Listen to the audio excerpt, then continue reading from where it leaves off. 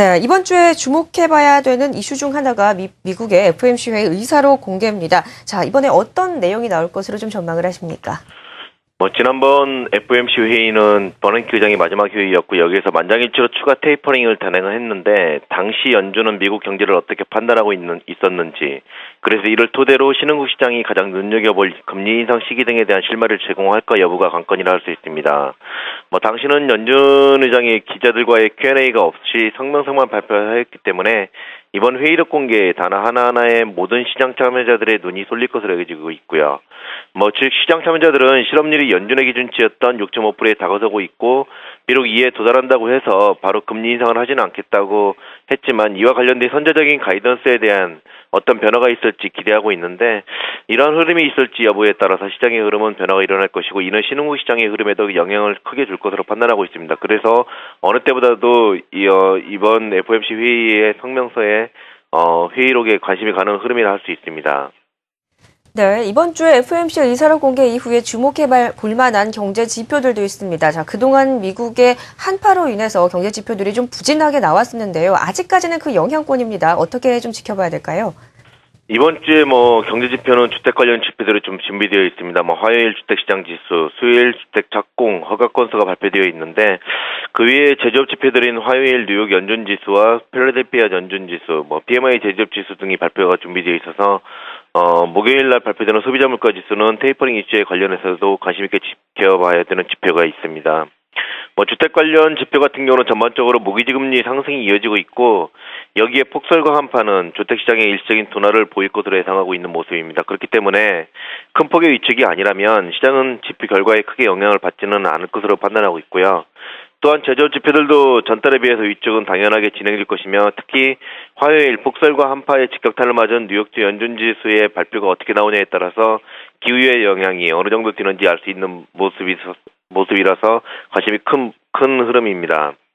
이러한 지표 이외에 이번 주 신규 실업수당 청구 건수의 흐름도 전주에 설문조사라는 점에서 다음 달 고용보고서를 미리 예단할 수 있는 지표라는 점에서 크게 관심이 크고요. 여기에 소비자 물가 지수 같은 경우도 과연 얼마나 증가했는지 여부가 추가 테이퍼링과 금리 인상과 관련해서 영향을 줄 수 있어서 큰 관심이 가는 흐름이라 할 수 있습니다. 네, 좀 주목해 볼 만한 지표들이 좀 많이 예정이 돼 있군요. 자, 이렇게 미국 경제 지표 이외에 시장에 영향을 줄 만한 다른 국가들의 이슈도 좀 있겠습니다. 일본의 통화정책 회의도 있고요. G20 재무장관 회의도 있는데 어떤 부분 주목해서 지켜보면 좋을까요? 이번 주에는 이제 일본과 중국에서 중요한 이슈가 준비되어 있는데요. 중국 같은 경우는 지난번 HSBC PMI 제조업 지수가 기준선인 50 이하로 내려가면서 신흥국 우려감을 가지게 만들었는데, 이번에도 예상치는 춘절 등의 영향으로 여전히 전달의 49.5보다 위축된 49.4로 발표될 것으로 여겨지고 있습니다.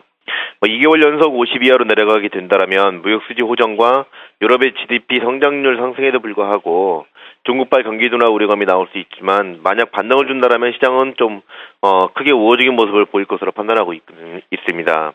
여기에 일본의 뱅크 오브 재팬의 통화정책 회의가 있는데, 최근 들어서 102엔을 하회하는 등 시장은 엔화 강세의 흐름이 이어지고 있었습니다. 이러한 흐름을 뒤로 하고 뱅크 오브 재팬에서 양적 완화 정책을 발표해서 엔화가 다시 약세로 돌아선다라면 우리 시장에는 부담으로 작용할 수 있어서 관심이 좀 큰 이슈 중에 하나이고요. 그렇기 때문에 중국과 일본의 이슈에 관심을 좀 지속적으로 가져야 될 것으로 판단하고 있고, 여기에 G20 재무장관 회의가 주후반에 있는데 미국의 테이퍼링 이슈와 신흥국 시장과 관련된 내용이 나올 수 있어서 관심이 가져야 될 것으로 판단하고 있습니다. 특히 지난번 다보스 포럼에서 이와 관련된 이슈가 좀 진행되었었기 때문에 이번 재무장관 회의에서도 이와 관련된 내용들이 나올 것으로 판단하고 있습니다. 네, 일본과 중국 쪽의 이슈 좀 챙겨봐야 될 부분입니다. 자, 그리고 이번 주에 이러한 흐름들이 우리 시장에 어떠한 영향을 줄지도 체크를 좀 해보겠습니다. 자, 국내 시장 반등이 좀 나오긴 했지만 코스피 지수 1950을 넘지 못하는 좀 아쉬운 흐름이었는데요. 이번 주 어떨까요? 지난주 같은 경우는 불확실성 해소에 따른 반등을 보였지만 상승을 지속하기에는 여전히 부족한 흐름을 보였고요. 선진국 시장과 달리 신흥국 시장은 일부를 제외하면 상승폭이 좀 제한적인 모습이었고, 우리 시장도 마찬가지의 흐름을 보였습니다.